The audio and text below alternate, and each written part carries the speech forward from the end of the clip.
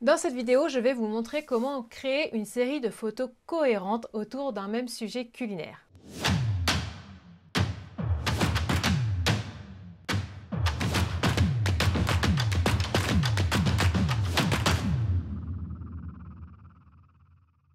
Bonjour, je suis Mélanie Roussel, styliste et photographe culinaire, aussi connue sous le pseudo Les Recettes de Mélanie.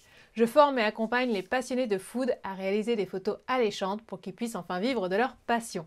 Donc si c'est votre cas, commencez par vous abonner en cliquant sur le bouton rouge juste en dessous. Je publie une vidéo tous les samedis. Avant de passer au contenu de la vidéo, j'en profite pour lancer un appel à l'action. Le 22 avril, je vais publier une vidéo où je retoucherai vos photos culinaires en direct sous Lightroom. Donc en fait, ce sera un live qui se déroulera à 10 h le 22 avril sur cette chaîne. Si vous voulez voir comment je retouche votre photo en direct, envoyez-moi votre photo par mail à Les Recettes de Mélanie avant le 15 avril. Je prendrai les 10 premières photos reçues. Pour les besoins de votre portfolio, votre blog ou vos réseaux sociaux, vous pouvez avoir besoin de plusieurs photos autour d'un même sujet. C'est même un superbe moyen de rentabiliser une mise en scène. Quitte à passer 1 heure, voire plus, à créer une mise en scène, autant l'exploiter au maximum pour avoir plusieurs contenus.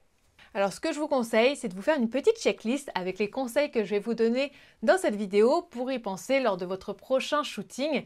Et surtout, si vous avez d'autres idées, partagez-les en commentaire, cela m'intéresse beaucoup.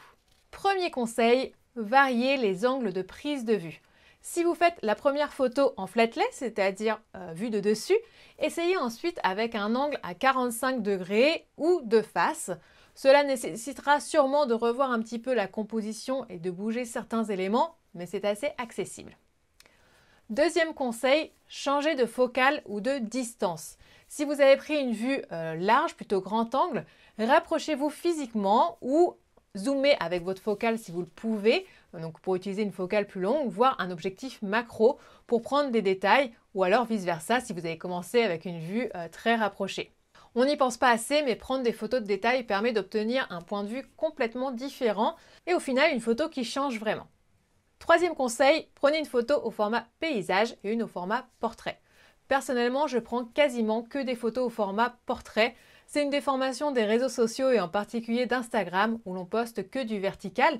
Et au final, j'ai beaucoup de mal à composer en format paysage. Et pourtant, certains de mes clients ont besoin de photos verticales pour leurs réseaux sociaux, mais aussi de photos au format horizontal pour leur site internet et notamment pour les bannières. Donc attention, il ne faut pas se contenter de tourner son appareil à la verticale ou à l'horizontale. Il faut souvent revoir la composition pour que cela fonctionne dans les deux sens. Donc cela demande un petit peu de travail. Quatrième conseil, intégrer un élément humain. On prend souvent ces photos en étant derrière l'objectif, alors que les photos avec une action ou une présence humaine attirent beaucoup plus le regard.